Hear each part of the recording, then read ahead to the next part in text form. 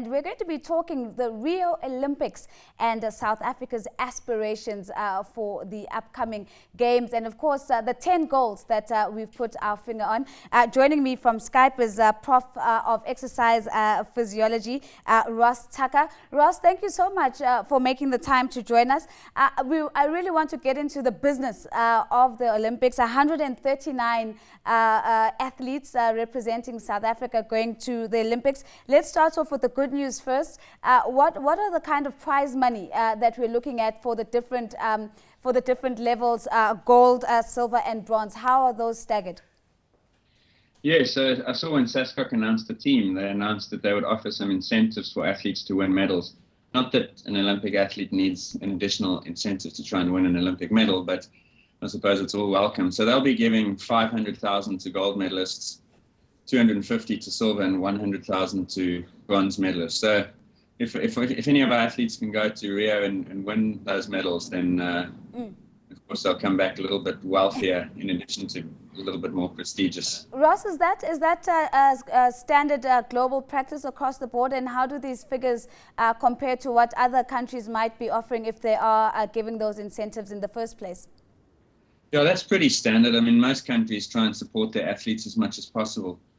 I think the more relevant number, and the number we don't have for South Africa, is how much money was allocated to the athletes for preparation purposes ahead of Rio. So over the 4 years since the London Olympics finished in 2012 and now, how much money have those athletes had access to actually get them into a position where they can win this medal and prize money? Because, again, the prize money and the incentive is wonderful, but the athlete wants to go to the Olympics with a viable opportunity. Yeah. And in that regard, we spend fairly little on sports. I know, for instance, that in the United Kingdom, they spent £275 million, which works out to a shade over 5 billion rand over the last 4 years on their Olympic sports. So that's just a staggering head-spinning number. And we spend probably 1/25 of that. So we are nowhere near the big spenders in Olympic sport. And just looking at that 1/25, I would make the initial assumption that the politics also will dictate which sporting codes get the lion's share of that investment. Are there any trends or particular themes that come out of this that will show us which sporting codes are likely to get more invested in than others, and whether this has an impact on the number of athletes that are able to represent us in the team? Yeah, so there are two things that affect the total amount of money given to a sport. The one is quite obvious. Is that sport relatively expensive? So team sports are more expensive than individual sports because you have to fund 20 people instead of just one. So that's fairly obvious. Then there are some sports that are equipment heavy. So cycling, rowing are particularly expensive. So around the world, cycling and rowing are the sports that have the most money allocated to them. But then the global standard is that what Olympic federations normally do is they allocate the money where they think they'll get a medal. So it's basically the medal is a return on investment. And so they would look at the start of the Olympic cycle. So that would be at the end of the London Games. And they'd say, where are we most likely to win medals? And then let's put the money in those sports. And sometimes it's quite ruthless because it means that the sports that are struggling get their money cut. And the sports that are doing well get more money. So in a sense, the rich get richer and the poor poorer.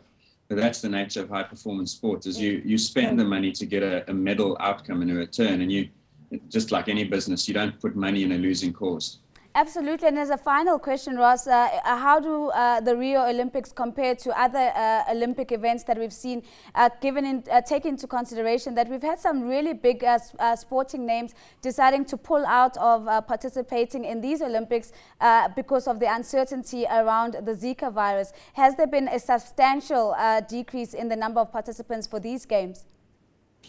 No, I don't think so. And the publicity around Zika has primarily been around golf.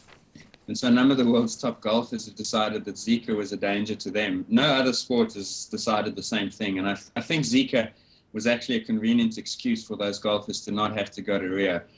I just don't think golf belongs at the Olympics. Generally, however, the Olympics is bigger than it ever has been. It'll have more participants. It's becoming so costly, almost to the point of becoming a liability to host. And so that's a separate concern that the International Olympic Committee would have to address, is that hosting the Olympic Games is now becoming so difficult and expensive that there are very few cities that would spend the money to do it.